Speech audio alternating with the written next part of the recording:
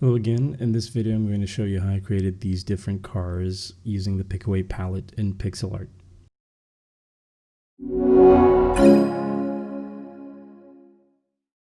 So I already had the F40 that you see on the top part of the image done years ago, I think, actually.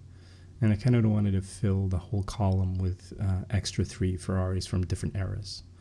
And this one that I'm making is the Ferrari Enzo, which is one of the most recent, well, I say recent, it's not that recent, but it's one of the most exclusive Ferraris there is, probably one of the most high performant ones. And it's also one of the Ferraris that has a very, very, very, very unique design, because some of them you can kind of go like, oh, is that one or that one, right? Sometimes you might miss the design between different Ferraris. This one is, there's no way you mistake this car by any other car from any other brand, any other Ferrari. It's just very, very, very unique.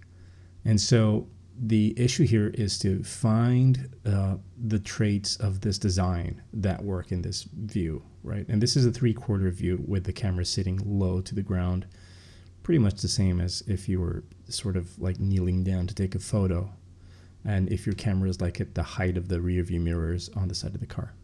So there's a lot of things to look out here for. One of them is the volume of the shapes in the side, because I'm using a flat tone of like this maroon color, this burgundy color on the side of the car, and I have to make sure that I still read volume on those surfaces. Now the surfaces that are coming out after being on a flat surface, those are easy because I can just sort of represent a highlight to show that that surface is further out. But if you look at the ones in the front wheel, that whole fender on the front wheel, if I push that inwards then for the door, there's very little ways for me to represent the inside going in without having a cast shadow, which I can't because that's not how my light is working. My light is coming from the top, so I don't really get to put in a cast shadow on that bit. It doesn't really make sense in the illustration, and it would sort of ruin the look. There's a few things that I've decided with the style, like for example having a dark shadow around the light of around the outline of the car, and I have to be careful for that to not look like shading. And it's something that I battle quite a lot until I get the car done, because if I don't get that to look like outline, it will look like shading, and it will mean that there's either a shadow or that surface is curling or sort of curving inwards too much.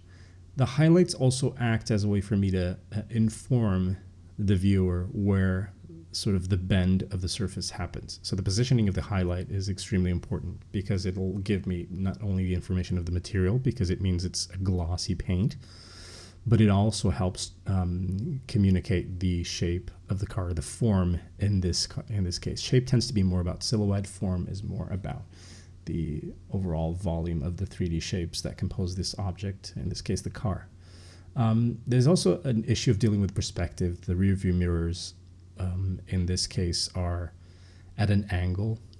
They're not like the wheels, which are parallel to each other, and the doors, they're actually at an angle from each other. So I have to get them really correct so that people look at that and instantly recognize them as rear view mirrors and kind of let it go. Otherwise, they will look at those shapes and kind of wonder what they are and why they look weird. In the case of the cut lines here, I just made some of those cut lines on the top bit. There were the dark blue. I just made them like the maroon again, or the burgundy red, so that the contrast isn't as high. Now I'm making the Testarossa, and I'm drawing it above the F40, and I think the Testarossa is actually was actually created after the F40. I think the story goes that after Lamborghini came out with the Contact, or actually after Lamborghini came out with the Miura, which was their first car, Ferrari never sold more than Lamborghini. Lamborghini would always oversell, or it would always be more profitable than Ferrari. And then the F40 came and they kind of flipped the tables. And Ferrari has sort of made an effort to become a very, very, very exclusive brand of cars. And you can tell because you've never seen a commercial for a Ferrari. It's not like they need to sort of promote themselves. You know, you've seen Mercedes and Audis and BMWs and stuff, but you've never seen an ad for a Ferrari. And the the interest of the shape of the Testarossa is that it's a boxy car in all its shapes. Like the front part is a rectangle, it's very boxy, the back as well. But then the silhouette of the car is actually really wavy, but in this sort of soft curve. You can find that curve in the F40 as well, but in the Testarossa is a lot more, is a lot softer. And because it's softer, it's harder to convey in pixel art with lower resolution. So I'm left with two options: to either make it as it is and have the line kind of weirdly break in one or two places, or slightly exaggerate it so that I get the same sort of the same feel, same kind of curvature feel, but without ruining the shape of the car. You can see here the rearview mirror on the right isn't really matching the one on the left, and the one on the left is the one that it's wrong because it's too pushed to the side. It's too rotated. So I will eventually come in and fix it.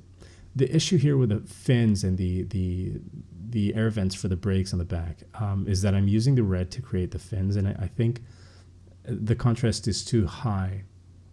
It'll either be like too strong or too thick a line for the fins, and those fins at the back, or the little blades, are really, really, really thin. And the only way you can make a thinner line in pixel art, or a line that is thinner than a pixel, is to actually make the pixel be less contrasting with the background. Once the contrast is reduced, your eye automatically will do that for you and make it look like it's a thinner line. Here you can see, coming back to the Enzo, to actually draw that black line over there to break the door from the fender. And here I'm going to draw what is probably the most beautiful Ferrari ever designed, which is the 330p, which would run in Le Mans. Ran against the Ford GT 40, which is one of the most beautiful cars ever designed. Was designed in England. I urge you to watch Ford versus Ferrari. It's a neat movie with some elements of reality in it. But this car is so outrageous in its shapes, so outrageous, but yet so beautiful, that it's very difficult to not like it. It's very, very, very, very, very exaggerated in the shapes, the silhouettes, the wheel sizes, the dip in the front, the bonnet, the way that they sort of try to create the aerodynamics of the car through that shape, that it's an absolute joy to draw and to shade. Here's the problem. This is the one that I draw is actually the one from the racing. It's the one that is going to have the number 7 on the side, and it's going to have some details on the edges, and there's a lot of things that I need to paint in that I'm not sure that I'm capable of. All the while, in each of these 4 cars, I'm trying to maintain the scale of all of these cars, the relationship of all of these cars to the wheels that I'm using, sort of to the wheelbase. I'm kind of copying and pasting the wheelbase from all of them and putting them in. Now, because this one is way more rounder, way more softer, there's a lot more room for me to draw highlights. Not only highlights, but also reflected lights from the environment, which, let's face it, are also basically highlights. Highlights are nothing more than reflections. They just tend to be the place where all the reflections sort of converge to, if it's like a spherical surface. So here I'm doing the graphic already, the 7, and I know it might look like it's a little premature to draw that already. The fact that this gives me a color range is what I'm looking for, because now I know how darker do I go with my whites and how bright do I go with my highlights, and how dark can I make a gray and it will still read white because it's on the darker bit of the car.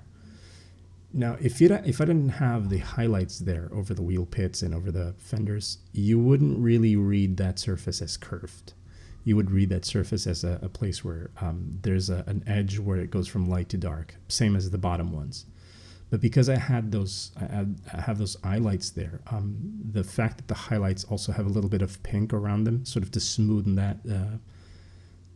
that highlight out, you can kind of gather that surface is curved. And a lot of the work that I'm doing here really is of course, I'm looking at reference. I have photos of the cars on Google, and I'm looking at them as I'm drawing. What you're probably missing is that a lot of this work is not trial and error, but is constantly single pixel placement.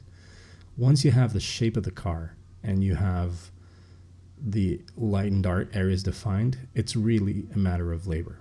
But in the end, it turned out, I think, quite nice, and this is the result. I hope you guys enjoyed it. I hope you learned something from it, and take care. See you another time.